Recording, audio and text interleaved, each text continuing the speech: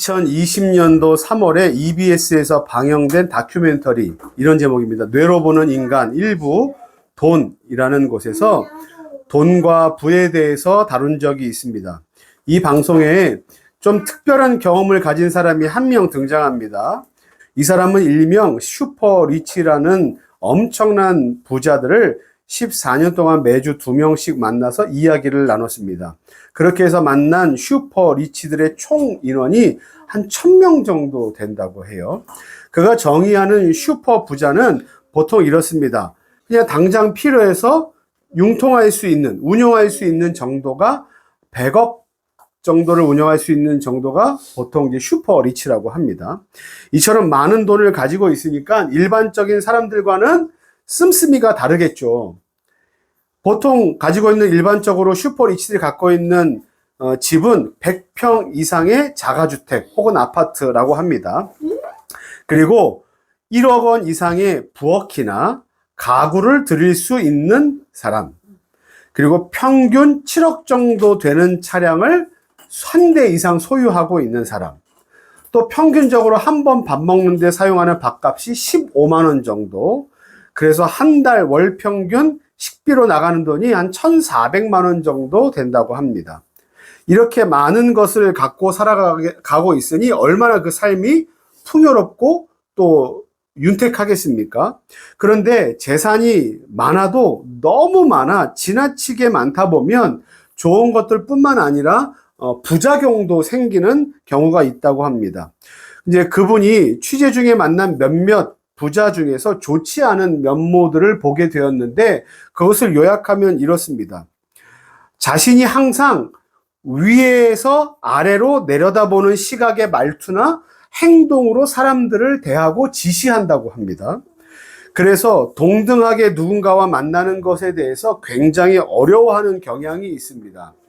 또 사람들을 만날 때 항상 상하, 위아래 관계가 있어야 하고 자신이 그 중에서도 위에 있다고 생각하는 경향이 있답니다. 그러다 보니 주변에 있는 참모나 직원들이 당연히 그 슈퍼리치가 좋아하는 이야기들만 할 테고, 또 그렇게 좋아하는 말만 하는 사람들을 곁에 두게 되니 어떤 자기만의 확증 편향성이 생기는 경향들이 있다고 합니다. 그러면서 세상으로부터 듣는 정보나 소리가 점점 좁아집니다. 많은 이야기, 폭넓은 이야기를 듣지 않고 자기가 좋아하는 이야기, 아니면 자기를 칭찬하는 이야기만 듣게 되겠죠. 아니면 자기에게 좋게 하게 하는 얘기만 듣게 될 겁니다. 그렇기 때문에 점점 사라지는 게 뭐냐면 남들을 공감해주는 공감 능력이 떨어진답니다. 그리고 공감 능력이 떨어지면서 자기 합리화를 하면 할수록 뭐가 생깁니까? 갑질이 생긴다는 거예요. 그 나중에 CEO 갑질 사건들이 벌어졌을 때 그 당사자가 하는 말이 뭐라 그러냐면, 내가 대체 뭘 잘못했는가 라고 말하면서 억울한 심경을 토로한다는 겁니다. 이게 억울하다는 게 원래는 잘못했는데 잘못하지 않았다라는 뭔가 자기를 이렇게 속이는 것이 아니라 진짜 자기는 뭐가 잘못한 것인지 몰라서 억울한 마음을 갖게 되는 거죠. 우리가 잘 알고 있는 유명한 찬양 중에 나라는 곡이 있습니다. 가사는 이래요. 나 남이 못 본 것을 보았고, 나 남이 듣지 못한 음성을 들었고, 나 남이 받지 못한 사랑 받았고, 나 남이 모르는 것 깨달았네 라는 노래입니다. 너무나 많이 알고 많이 불려왔던 노래예요. 근데 제가 이제 슈퍼리치에 대해서 이야기하다가 왜 이 가사를 좀 이야기하냐 하면, 한번 잘 들어보십시오. 방금 전에 제가 불러드렸던 가사 한번 잘 기억해 보십시오. 우리가 그렇게 노래하고 불렀던 것처럼 우리는 예수 그리스도를 믿는 신자들입니다. 그리고 세상이 알지 못하는 놀라운 구원의 비밀을 알고 있습니다. 그리고 그 구원을 소유한 사람입니다. 그렇기 때문에 우리는 다른 사람에게 없는 영원한 생명을 가지고 있다고 생각을 합니다. 남이 알지 못하는 것을 우리는 알고 있습니다. 남이 보지 못한 것을 보았고, 남이 듣지 못한 것을 우리는 듣는 경험을 했습니다. 그래서 똑같은 현상을 보고 어떤 사람은 운이 좋았다라고 얘기하지만 우리는 뭐라고 얘기합니까? 하나님께서 은혜를 주셨다. 그래서 우리는 감사를 표현하잖아요. 그런데 혹시 우리가 이와 같이 구원과 하나님의 은혜를 남들에게 없는 이와 같은 것들을 우리가 소유했다고 해서 그러지 못한 사람들보다 더 높은 수준에 있고 더 상위 레벨이라 여겨지는 영적인 우월감을 혹시 갖고 있지는 않은지에 대해서 좀 돌아봐야만 해요.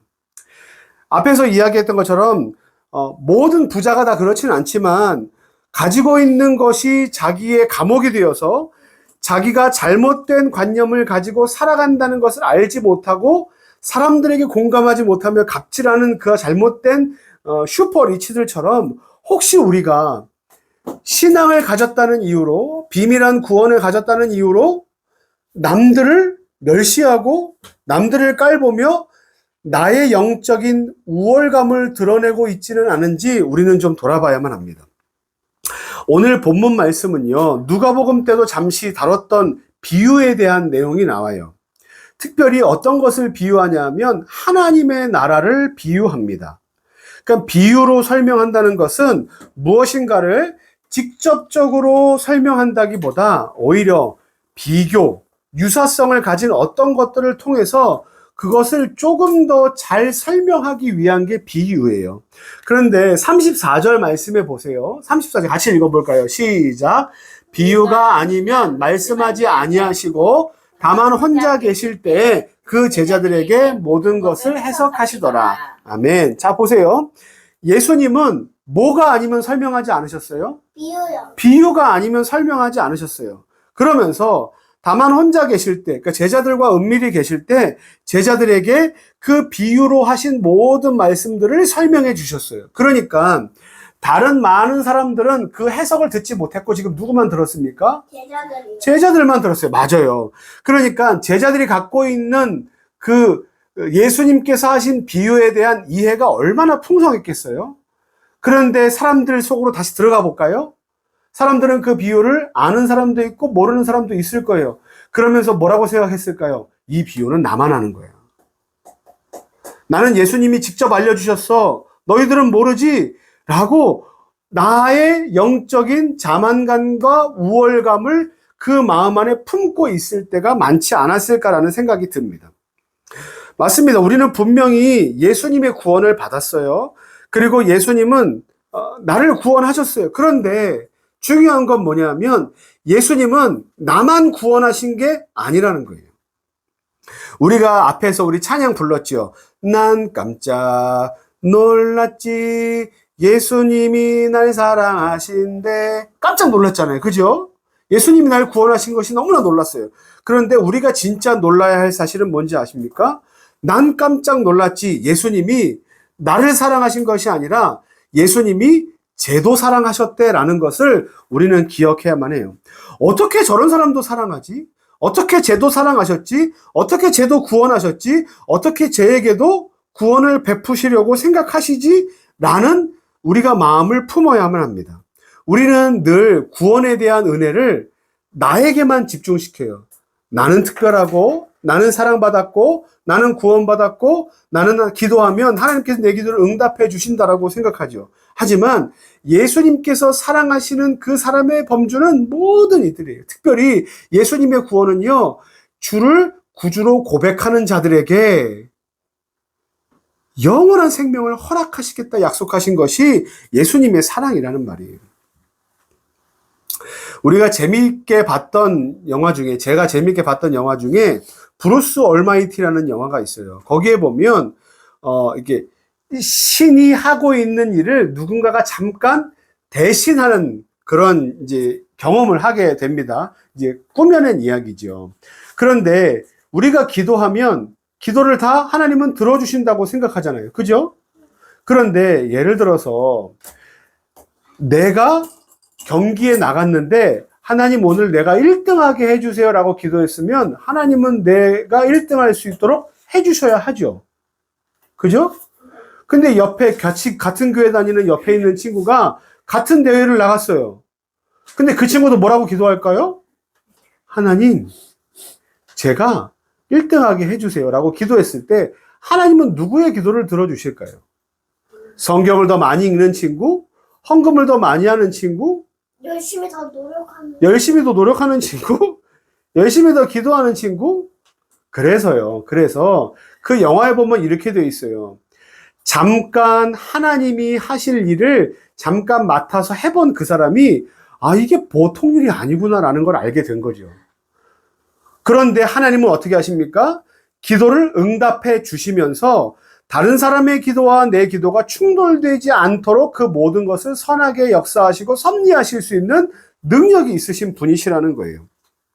하나님이 나를 구원하신 그 사랑과 은혜로 내가 혹시나 관심을 두지 않았던 사람, 아니면 내게 좀 거슬리는 사람도 하나님이 구원하셨다는 사실을 우리는 기억해야만 합니다. 앞절을 한번 볼까요? 33절 말씀에 예수께서 이러한 많은 비유로 그들이 알아들을 수 있는 대로 말씀을 가르치셨다라고 되어 있어요. 그러니까 비유는요, 제자들에게만 특별히 허락된 것이 아니라 비유는 모든 사람에게 꽁꽁 숨기고 예수 믿는 사람들, 제자들에게만 특별하게 알려주시고자 하시는 것이 아니라 나에게만 알려주시는 것이 아니라 예수님께서 비유를 통해서 어떻게 해서든 많은 사람들이 하나님의 나라를 좀 알게 되면 좋겠다라는 마음으로 비유를 사용하신 거예요. 근데 어떤 이단은 뭐라고 얘기하는지 아십니까? 이 비유는 우리들만 알도록 해석할 수 있는 거야. 우리들만 아는 비밀이야 라고 말하면서 계속 자기네들 안으로만 끌어들이죠. 근데 우리는 알아요. 그게 비유가 아니라는 것을. 비유는요, 예수님께서 이 땅 가운데 살아가는 모든 사람들이, 그 시대를 살아가는 사람들이 잘 알 수 있도록 가르쳐 주신 거예요. 특별히 이 30절 말씀에 보면 또 이르시되 우리가 하나님의 나라를 어떻게 비교하며 무슨 비유로 나타낼까? 이것을 영어 성경 NASB에 어떻게 기록하고 있냐면 How shall we picture the kingdom of God? 하나님의 나라를 어떻게 우리가 사진으로 보여주듯이 어떻게 보기 쉽게 그림으로 그려주고 설명할 수 있을까? 자, 보세요. 많은 이야기를 하는 것보다 우리가 여행에 가서 멋있는 높은 산에 올라가서 멋진 일출을 보면서 구름 밑에 있는 그 해를 보면서 누군가에게 보고 와서 설명하는 것보다 사진 한 장으로 보여주는 게 더 명확하잖아요. 비유는 뭐냐면 하나님의 나라를 명확하게 사진 한 장으로 표현하시기 위해서 예수님께서 사용하신 방법이라는 거예요. 그러니까 우리는 뭐냐면 이와 같은 예수님의 비유에 대한 사건들을 보면서 나만 아는 거야, 이건 나만 알 수 있어 라는 영적인 우월감을 갖기보다 어떻게 합니까? 예수님께서 우리를 위해서 우리가 알 수 있는 방법을 가지고 우리가 가장 잘 이해할 수 있도록 설명해 주신 거구나 라는 우리가 마음을 가져야 하고요. 특별하게 다른 사람들과 우리가 지낼 때 영적인 우월감이 아니라 어떻게 합니까? 이 사람도 하나님께서 구원하시기를 원하시는구나 라는 마음을 가지고 우리도 남들에게 복음을 아주 쉽게 설명하기 위해서 애써야 한다라는 겁니다. 하나님의 나라를 예수님께서 이제 겨자씨로 비유하셨는데 이 겨자씨도 똑같은 맥락에서 하신 말씀이에요. 하나님의 나라를 예수님이 뭐와 같다고 하셨냐면 한 알의 작은 겨자씨와 같다라고 했어요. 세상에서 가장 작은 씨앗이 겨자씨는 아니에요. 하지만 겨자씨를 보면 어떻게 여기에서 저렇게 큰 나무가 나올 수 있을까라고 할 만큼 아주 작은 씨앗입니다. 만약에 땅에 흩어 뿌렸다면 어떤 것이 모래이고 어떤 것이 흙이고 어떤 것이 겨자씨 알인지 우리가 알지 못할 만한 것이에요. 그런데 하나님의 나라는 이와 같이 작은 땅에 심겨진 겨자씨 한 알이래요. 좀 말이 안 맞잖아요. 하나님의 나라는 우리가 어떻게 생각합니까? 영원한 창조주 하나님께서 계시는 엄청나게 영광스러운 나라라고 생각하는데 어떻게 그 하나님의 영광스러운 나라가 그 조그맣고 누추하고 작고 보잘것없는 겨자씨 한 알입니까? 라고 얘기하잖아요. 근데 그 겨자씨 한 알이 땅에 심겨져서 나무가 되면 그 나무가 자라서 그 나무 가지와 나무 열매와 그리고 나무 잎사귀들 사이에 공중의 모든 새와 그리고 땅에 있는 짐승들이 거기서 쉬고 안식을 누리게 될 것이라고 얘기합니다. 이건 뭘 말하냐면요. 예수님께서 이 땅 가운데 오셔서 어떻게 사역하실까를 말씀해 주시는 거예요. 예수님께서 이 땅 가운데서 이제 오셔서 사역을 막 하실 때 사람들이 구름대처럼 몰려들었잖아요. 그리고 사람들이 예수님을 가만히 놔두지 않았어요. 왜냐하면 예수님께로 가기만 하면 병든 사람들, 못 고침을 받던 사람들이 모두 다 나았기 때문에 그래요. 그러니까 예수님은 당시에 그 가장 인기 있는 인플루언서였어요. 그런데 사람들이 어떤 기대를 가졌냐면 예수님은 분명 그런 능력이 있으시니까 로마의 압제로부터 우리를 구원할 수 있는 군사적 혁명을 일으키실 수 있는 그런 위대한 왕이야, 장군이야, 이렇게 생각했을 수도 있거든요. 근데 예수님은 그런 방법으로 구원을 이루지 않으셨어요. 어떻게 이루셨습니까? 이 땅 가운데 아기 예수로 오셨어요. 그리고 사람들을 밤낮 없이 섬기시고 고치셨어요. 그리고 제자들의 발을 씻기셨고요. 그리고 어떻게 하셨습니까? 사람들이 그토록 하기 싫은 모든 죄인들을 위해서 죽으심을 선택하셨고, 또한 죽는 방법도 어떻게 하셨습니까? 가장 극악한 죄인들이 받는다는 십자가 형벌을 받으셨어요. 여러분, 이건요, 예수님께서 가장 낮아지신 섬김, 종의 모습을 보여줘요. 그게 뭐와 같다고요? 이 땅에 심겨진 겨자씨 한 알과 같다고요. 그런데 그렇게 예수님께서 이 땅 가운데 오셔서 섬김하신 그것이 열매를 맞으면 뭐가 됩니까? 죽어가는 모든 죄인들이 어떻게 됩니까? 구원을 얻게 돼요. 이게 하나님 나라의 비밀이에요. 하나님 나라는요, 영적인 우월감이나 아니면 폭력성으로 상대를 제압하는 것에 있지 않고요, 낮아짐과 겸손함으로 있어요. 이게 오늘 우리가 이 땅을 살아가야 할 방법이라고 예수님께서 가르쳐 주시는 거예요. 그런데 어떻게 합니까? 사람들이 계속 교회를 비난해요. 사람들이 복음을 오해합니다. 그럴 때마다 우리는 뭐라고 생각할 수 있습니까? 이럴 때일수록 교회 다니는 사람들이 똘똘 뭉쳐야 돼. 쟤들은 그게 뭔지 몰라. 우리만 알아. 불쌍한 사람들 쯧쯧쯧 이렇게 해서 모일 것이 아니라, 그럼에도 불구하고 우리는 뭘 갖고 있습니까? 하나님 나라를 소유하고 있는 하늘의 겨자씨, 그것이 무엇인지 알기 때문에 지금은 비록 작고 힘이 없고 초라하고 보잘것없고 누추해 보이지만, 그럼에도 불구하고 우리 마음 가운데 있는 꿈이 뭐가 있습니까? 하나님 나라는 원대하고 복음을 품은 자로서 반드시 이 씨앗이 나무가 될 것이고 거기에서 모든 구원받는 자들이 생기게 될 것이다라는 원대한 꿈을 품고 우리는 어떻게 됩니까? 오늘도 하늘의 겨자씨가 되어서 우리가 예수님처럼 섬김의 사역들을 계속해야 된다. 마치 하나님의 나라를 알지 못하는 사람들에게 비유를 사용했던 예수님처럼 이것을 어떻게 하면 가장 잘 이해시킬 수 있을까? 어떻게 하면 복음을 잘 전달할 수 있을까를 날마다 고민하며 섬김의 자리에 있는 자가 되어야 한다라는 것이 오늘 말씀의 핵심입니다. 그러면 이렇게 쉽게 이해시키고 설명하려는 자가 되려면 어떻게 해야 되는가? 첫 번째 따라해 보겠습니다. 사람들의 삶을 이해해야 합니다. 사람들의 삶을 이해해야 합니다. 우리는 변하는 세상 속에서 매일마다 변하죠. 어제도 변하고 오늘도 변하고요. 1분 전도 변하고 지금도 계속해서 변화가고 있어요. 세상 이렇게 빨리 변해가는 세상 속에서 변하지 않는 영원하신 하나님의 말씀, 또 진리의 말씀, 복음을 전해야만 합니다. 그죠? 하지만 그렇다고 해서 변하는 세상의 사람들을 이해하지 않으면 안 돼요. 사람들이 어떤 일을 하고 또 어떤 것을 하며 돈을 벌고 또 어떤 것을 먹고 어떤 것을 소비하고 또 어떤 것에 대해서 이야기하고 어떤 영화를 보고 또 어떤 것을 자신들의 기쁨으로 삼고 있는지 어떻게 살아가는지에 대해서 우리는 그 삶을 이해해야만 합니다. 어떤 분들은 이야기해요. 아니야.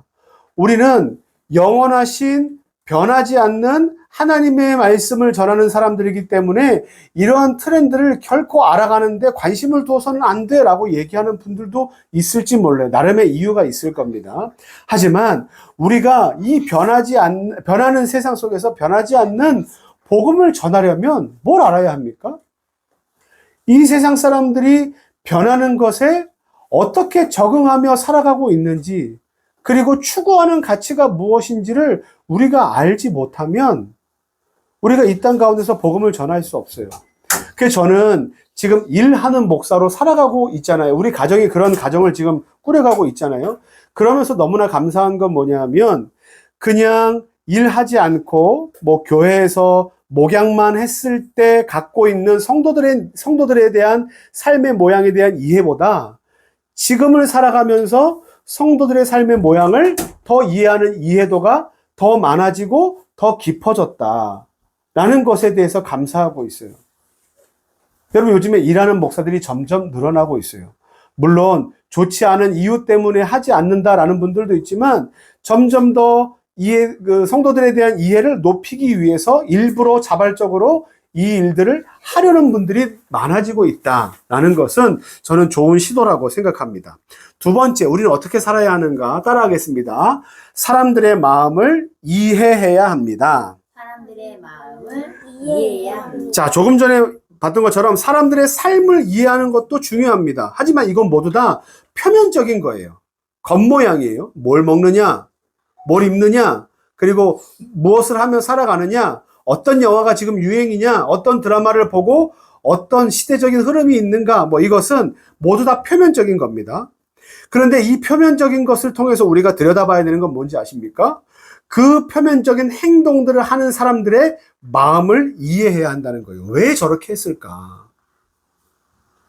왜 누군가가 틱톡에서 어떤 과자를 하나 올려놨으면 왜 다음날 모든 사람들이 그 과자를 먹기 위해서 아이스크림 가게로 가고, 그리고 아이스크림 가게를 갔을 때 그 물건이 없을까? 이미 다 사갔기 때문에 그렇겠죠. 그러면서 뭐 오픈런도 하고, 그것을 갖기 위해서 여러 군데 막 지도를 찍어보고 찾아다니기도 하지 않습니까? 근데 왜 그럴까에 대한 그 마음의 행동들에 대해서 우리가 좀 이해하려고 하는 자세가 필요합니다. 특히나 저는 여기에 좀 초점을 맞추면 좋겠어요. 뭐냐 하면 이겁니다. 외로움이에요. 외로움. 사람들이 많은 돈을 갖고 있고, 또 사람들이 많은 일을 하고 있고, 사람들이 많은 것을 즐기고 많은 여행들을 간다고 하지만 그 안에 잠재적으로 갖고 있는 그 기제들이 뭐냐면 외로움이라는 겁니다. 외로움이 얼마나 해로운지 하루에 담배를 15개 15가치를 피운 것만큼이나 외로움이 우리의 건강과 마음을 해친다고 해요. 때문에 영국에서는요, 이런 일도 있습니다. 벌써 몇 해 전에 영국에서는 이 외로움이 사회적 큰 문제가 되었다라고 해서 정부 기관에 외로움부를 신설하고 외로움부 장관을 뽑아놔서 도대체 우리나라가 이 외로움의 병폐를 없애기 위해서 어떤 노력들, 어떤 정책들을 만들어야 되는가를 계속해서 노력하고 만들어내고 있어요. 그런데 이것은 영국만의 일이 아니라 우리 가까운 나라 일본의 일이기도 합니다. 일본은요, 얼마 전에 고독한 사람들이 너무나 많아지고 있기 때문에 이 사회적 문제를 해결하기 위해서 고독부를 신설했습니다. 그리고 고독부 장관을 임명합니다.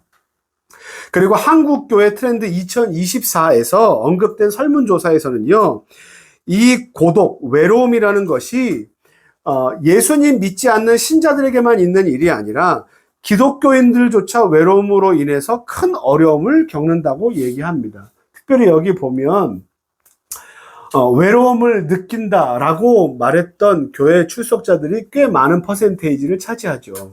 그죠? 36% 이상입니다. 상황이 이러니 얼마나 많은 것들에 우리가 민감해야 되겠습니까? 사람들은요, 나라와 국경과 성별과 종교를 가리지 않고 많은 사람들이 지금 외로움에 빠져 있어요. 어찌 보면 많은 돈을 써서 플렉스하고, 그리고 좋은 곳에 여행을 가고, 좋은 음식을 먹고 그리고 틱톡에 올라오는 많은 이 영상들을 쇼츠들을 보면서 그대로 따라하려는 심리가 어찌 보면 지금 내 안에 있는 불만족과 외로움들을 해소하고 싶어하는 그와 같은 반증이 아닐까라고 우리는 생각해 봐야만 합니다. 특별히 지금 코로나 시대를 지내고 그러면서 또 1인 가구가 늘어나면서 누군가와 접촉하지 않고 비대면으로 물건을 사고 또 물건을 구입할 수 있는 이와 같은 시대가 되면서 우리는 이 외로움의 문제를 조금 더 곱씹어 봐야만 합니다. 그런 사람들에게 어떻게 복음을 전할 수 있을까에 대해서 우리는 고민을 많이 해야 되죠. 그리고 세 번째, 우리는 그러면 이와 같은 것을 통해서 어떻게 해야 하는가? 마지막 세 번째, 따라하겠습니다. 사람들의 마음에 공감해야 합니다. 사람들의 마음에 공감해야 합니다. 자, 보세요. 우리가 사람들을 이해했습니다. 그리고 그 마음이 어떤지도 이해했어요. 사람의 형편들을 압니다. 아픔과 외로움이 뭔지 압니다. 근데 거기서 끝날 수도 있어요. 거기서 끝나서 혹시나 이것을 자기의 삶의 이익으로만 활용하려는 사람들은 어떻게 합니까? 아, 사람들이 이렇게 사는구나. 사람들이 이런 어려움들을 갖고 있구나. 그러면 이런 물건을 만들어서 팔아야지. 라는 것을만 우리의 마음을 작동시킬 수 있어요. 또 어떤 사람들처럼, 아, 삶의 형편이 이렇구나. 외로움이 있구나. 그런데, 그럼에도 불구하고 슈퍼 리치들 중에 갑질하는 사람들처럼 그게 나와 무슨 상관이야? 라고 말하면서 그 외로움과 어려움과 가난함을 이용하려는 사람들도 있어요. 그저 사람들의 마음과 형편을 아는 것으로 끝난다면 우리도 예수 그리스도 믿는 신자로서의 삶을 다 하지 못하는 거라고 할 수 있거든요. 그러면 우리는 어떤 그 사명을 가지고 있는지를 좀 확인해 봐야 되는데 우리는 겨자씨 한 알로 이 땅에 오셔서 하나님 나라를 더 크고 풍성하게 보여주신 예수님의 제자들로 살아갑니다. 그렇기 때문에 어떻게 됩니까? 아픔과 슬픔과 고통과 그리고 많은 연약함들을 갖고 있는 오히려 하나님의 나라를 비난하는 사람들에게 어떻게 하면 그들의 마음을 공감하고 이해하면서 그들이 어떻게 하면 예수님의 복음을 잘 알아들을 수 있을까로 우리는 소개해야만 해요. 그러기 위해서 필요한 게 뭡니까? 경청이고요. 그러기 위해서 필요한 게 뭡니까? 공감이고요. 섬김이고 나눔입니다. 우리가 패밀리 레스토랑에 가면 이런 그림들을 경험해 봤을 거예요. 손님은 테이블에 앉아서 주문을 하고요. 그 주문을 받기 위해서 웨이터 분들이 이제 와서 한쪽 무릎을 꿇고 그 주문을 받는 우리가 모습을 본 적이 있을 거예요. 그런데 이렇게 하는 이유는 비굴해서 굴복하기 위해서 이렇게 하는 것이 아닙니다. 손님은 왕이기 때문에 왕 되신 그분을 우리가 모시기 위해서 이렇게 무릎을 꿇는 게 아니고요. 뭐냐면 손님이 말하는 그 입술의 위치에 우리의 귀를 내리는 거예요. 그래서 손님이 말하는 것을 잘 듣겠습니다 말하는 거거든요. 듣겠습니다 하는 행위거든요. 그러면서 예의를 갖추는 거죠. 그때 손님은 어떻게 합니까? 이 사람이 나를 위해서 무릎까지 꿇고 내 입술에 귀를 높이를 맞췄네 라고 하면서 감탄하게 되죠. 그런데 중요한 건 우리가 이렇게 사역을 합니다. 이렇게 사역을 해야 돼요. 세상 사람들이 어떻게 살아가고 있는지, 무슨 말을 하는지, 어떤 마음을 갖는 데까지 우리가 낮은 마음을 갖고 겸손하게 경청하며 사역을 해야 합니다. 근데 중요한 건요, 이렇게 무릎을 꿇고 우리가 이야기를 들으려 할 때 갑자기 테이블에 앉아있던 주문하던 사람이 왜 이러십니까? 로 같이 무릎을 꿇는 경우가 있어요, 없어요? 없어요. 없어요. 자, 다시 한번 생각해 볼게요. 우리가 세상 사람들의 귀에 귀를 기울이고 섬기고 낮아진다라고 할 때 세상 사람들이 거기에 같이 반응해서 같이 낮아지고 같이 겸손하고 고마움을 표시하고 무릎을 꿇는 일이 있습니까? 없어요. 그때마다 속상한 건 누굽니까? 저 아닙니까? 나갈 때 문을 잡아줬더니 고마워하지 않아요. 누가 제일 속상해요? 제가 너무 속상해요. 왜 나는 이 사람을 위해서 문을 잡아줬는데 왜 고마움을 표시하지 않을까? 닫히는 엘리베이터를 내가 열어주기까지 했는데 왜 고마워하지 않고 오히려 내가 그 문을 닫았다는 식으로 나를 쳐다볼까? 이럴 때 얼마나 속상합니까? 제가 지난주에 그걸 경험하면서 얘기했잖아요. 근데 세상 사람들은요, 그런 것에 대해서 고마워하지 않아요. 우리가 교회 사역을 할 때도 마찬가지예요. 이 청소년부, 어린이부서 사역을 해보신 선생님들이 계시면 알겠지만, 우리가 교사할 때마다 느끼는 게 뭡니까? 내가 얘를 위해서 먹을 것도 사주고, 시간도 드리고, 그리고 좋은 말, 또, 이렇게 그 마음을 다해서 섬기고 해줬는데, 어떻게 합니까? 아이들이 마음의 문을 열어주지 않아요. 내가 무릎을 꿇었다고 생각했는데, 이 친구들은 같이 무릎을 꿇지 않습니다. 고마워하지 않아요. 반응도 하지 않아요. 얼마나 밥맛없고 얼마나 재수없어요. 그럼에도 불구하고 우리는 하나님께서 쟤도 사랑하신대, 예수님께서 쟤도 사랑하신대라는 마음을 기억해야만 해요. 그리고 공감하는 겁니다. 나는 그것에 동의할 수 없을 때가 있을지라도 그럼에도 불구하고 어떻게 합니까? 아, 하나님께서 나를 사랑하신 그 사랑으로 이 영혼을 사랑하고 계신다라는 마음을 우리가 품어야만 해요. 또 어려운 거죠. 그래서 오늘은 우리가 작고 작은 겨자씨 하나를 이 땅 가운데 심으신, 어찌 보면 초라한 몸으로 이 땅 가운데 오셔서 초라하게 돌아가시고 구원을 완성하신 커다란 겨자씨 나무와 같은 예수님의 그 모습을 본받아 우리도 이 땅 가운데서 내가 예수 믿는 사람이니까 이 정도는 누리고 살아야지, 내가 예수 믿으니까 이 정도는 하나님이 내게 복 주셔야지 않아?